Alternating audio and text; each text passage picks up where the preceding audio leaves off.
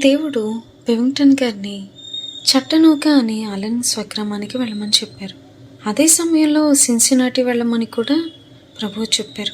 క్లీవ్లాండ్లో సేవ చాలా ముమ్మరంగా జరుగుతుంది. ఈయన ఈ సేవతో బాగా అంటుకట్టబడ్డారు.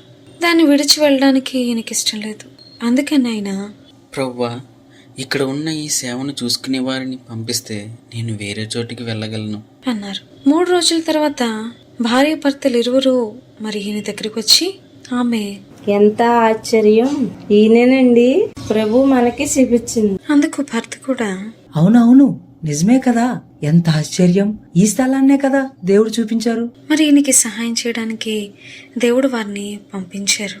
సరే అని ఈయన ఒప్పుకున్నారు. మరి తన గదిలోనికి వెళ్ళి కన్నీటితో, ప్రభువా, నీవే వీరిని పంపావు, నీకు స్తోత్రములు అని దేవునికి స్తోత్రములు చెల్లించారు.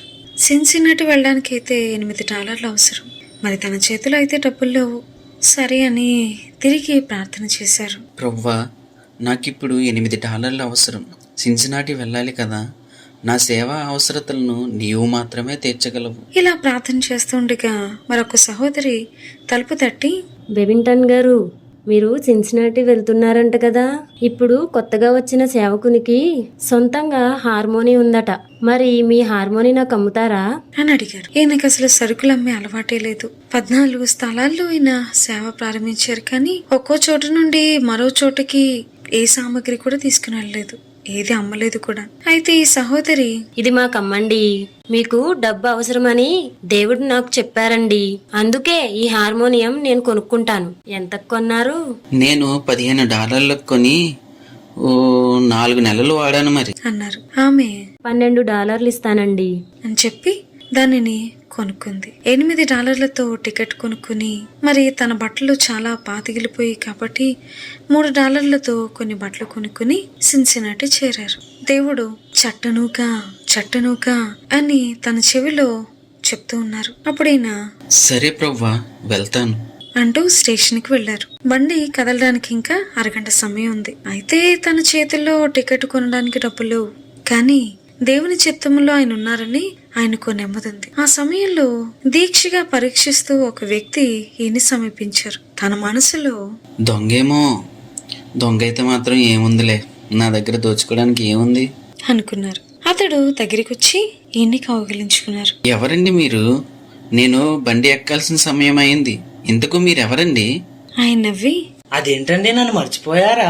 4 సంవత్సరాల క్రితం నా భార్య కొరకు మీరు ప్రార్థన చేసినప్పుడు ఆమె స్వస్థత పొందుకుంది. డాక్టర్కి ఇచ్చే ఖర్చు ఇక లేదు కదా, 1 సంవత్సరానికి అయ్యే ఖర్చు లెక్క వేసి మీకు ఇవ్వాలని 3 సంవత్సరాలుగా కనిపెడుతున్నాను.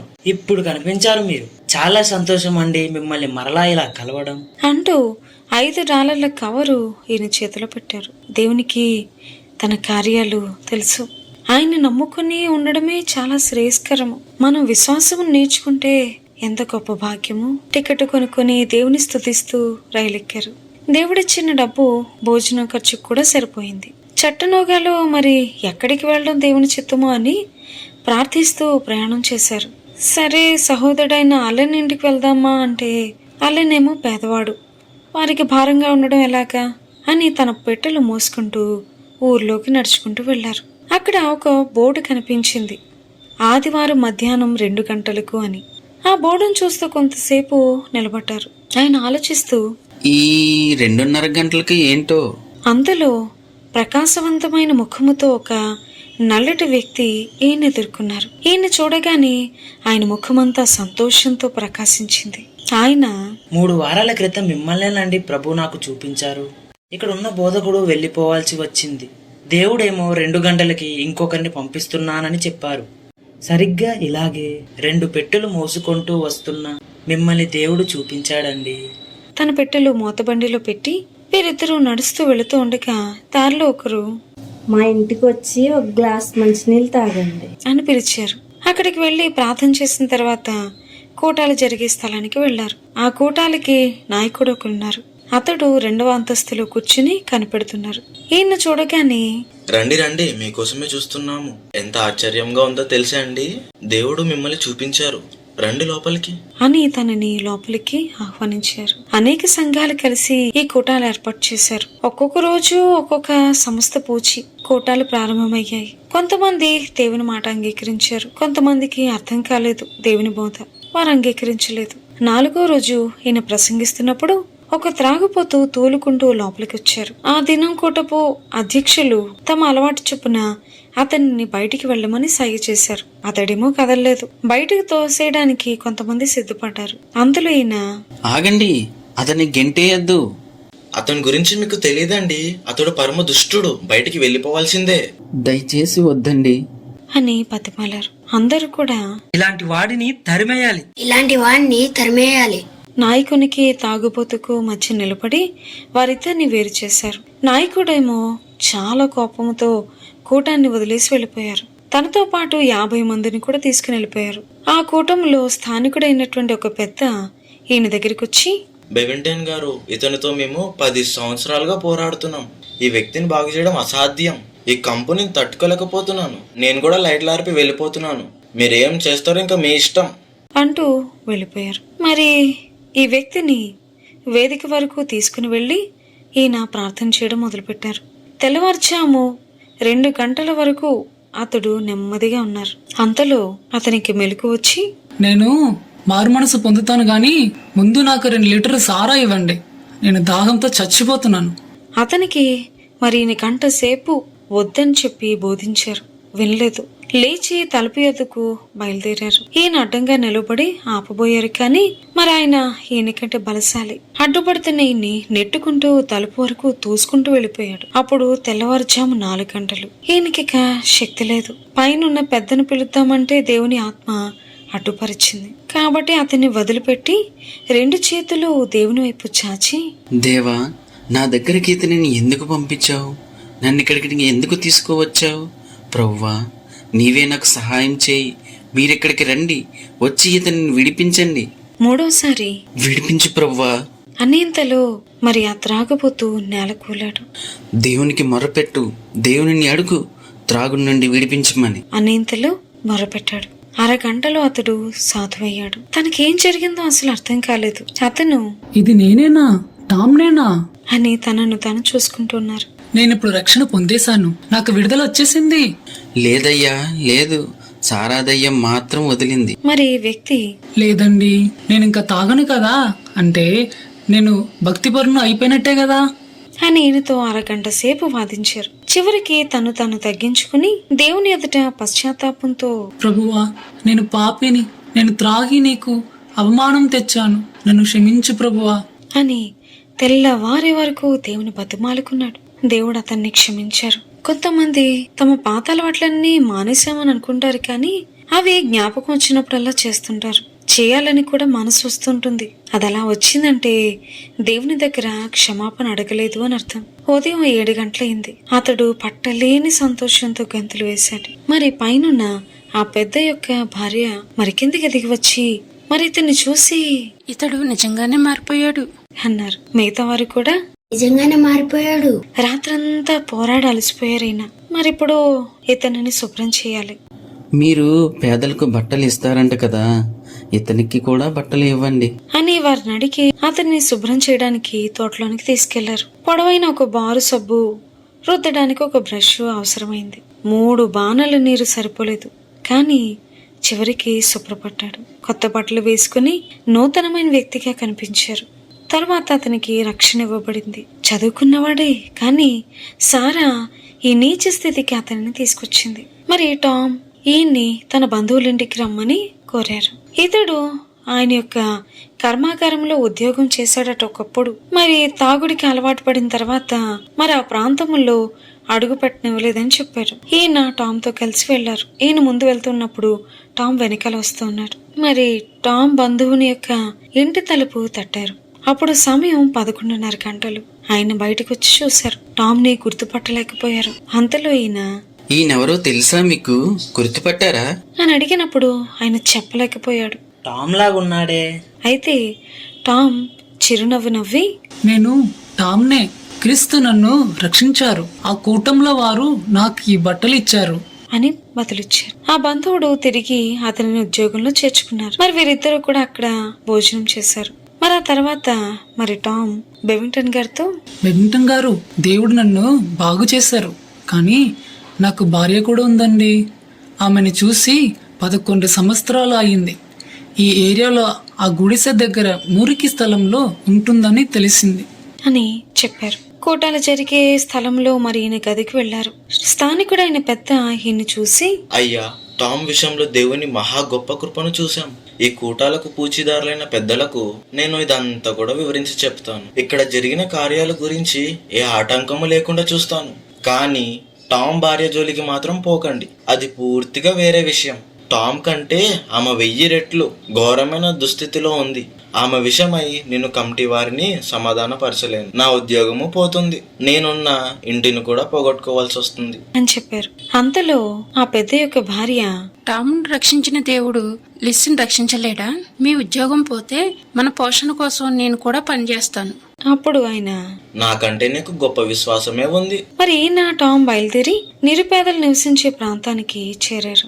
మరి అక్కడ భయంకరమైన దుర్వాసన వస్తుంటే మరి వీరు ముక్కులు రుమాళ్లతో మూసుకొని ముందుకు సాగారు. టామ్ భార్య లిస్ ఎక్కడుందంటే ఎవరికీ తెలీదు. ఎన్నోసార్లు పేరు మార్చుకుని ఉండొచ్చు కాబట్టి పాత పేరు ఎవరికీ తెలియలేకపోయింది. మరి వీరి పని ఏంటో ఎవరూ పట్టించుకోలేదు. అక్కడ ప్రతి ఒక్కరూ తమ కోసం పొగాకు, సారా, నల్లమందు ఇవన్నీ వెతకడంలో ముమ్మరంగా ఉన్నారు. అక్కడ ఆ దుర్వాసన భరించడం చాలా కష్టంగా ఉంది. మరి వీరి పని సాగే దారి కనిపించడం లేదు. అక్కడే ఒక మేడ కనిపించింది. ఆ పైకి ఎక్కి అక్కడ ప్రార్థన చేయడానికి మోకరించారు. ఇంతలో ఆ సమయంలో ఒక వ్యక్తి వచ్చి అటు, ఏం చేస్తున్నారు ఇక్కడ అని అడిగారు. అంతలో ఈయన, మాకు టామ్ భార్య లిస్ కావాలి. మరి ఆ వ్యక్తి మరి ఆ అమ్మాయి తెలుసు అని చెప్పి వెళ్లి పిలుచుకొచ్చాడు. ఆమెను చూసేసరికి భయంకరమైనటువంటి పరిస్థితిలో కనిపించింది. ఆమెతో మరి ఈయన కొంతసేపు మాట్లాడిన తర్వాత టామ్ ని లిస్ దగ్గరికి పిలిచి, ఈయనెవరో తెలుసా అని అడిగారు. టామ్ వైపు ఒక మూర్ఖపు చూపు చూసి, ఇంకెవరో టామ్ కదా, నాకు బాగా తెలుసు అన్నారు. అంతలో ఈయన అందుకుని, దేవుడు టామ్కు సహాయం చేసినట్లు నీకు కూడా సహాయం చేయగలడు. అంతే. ఆమె నోట నుండి బూతులు ప్రవాహంలా పొల్లుకొచ్చాయి. టామ్ మాత్రం ఆ సమయమంతా కూడా క్రీస్తుని గురించే చెప్పడం మానలేదు. ఇకైనా ఆ మెట్లు దిగి, రేపు 10 గంటలకి వస్తాము. టామ్ ఏడల కృప చూపినట్లు ప్రభువు మీకు కూడా కృప చూపగలడు. మర్యాద అయిన జీవితం మీకు ఇస్తారు. అది మీకు కోరుకుంటారో లేదో ఆలోచించి చెప్పండి అంటూ అక్కడ నుండి బయటకొచ్చారు. ఈయన తన గదికి చేరేటప్పటికి సాయంకాలం 5:30 గంటలైంది.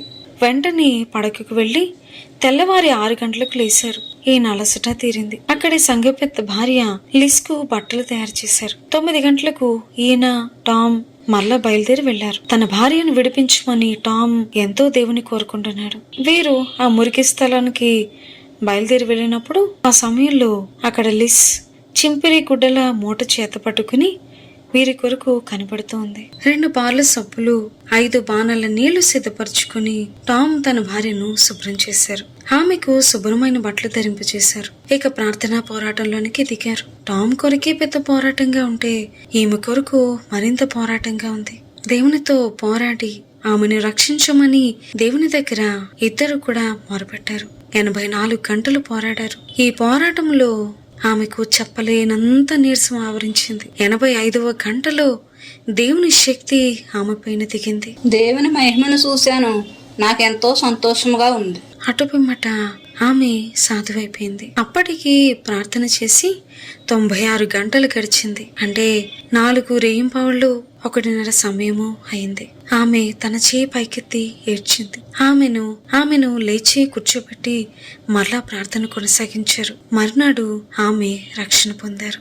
2 గంటలు తన సంతోషము పట్టలేక కన్నీరు కార్చింది. టామ్ యొక్క బంధువుల ఇంటికి వెళ్లి వీరి ముగ్గురు భోజనం చేశారు. ఆయన వీరి కోసం ఒక చిన్న ఇంటిని కట్టి అన్ని వస్తువులతో దాన్ని అమర్చారు. మరలా వీరిద్దరూ కొత్త బతుకును ఆరంభించారు.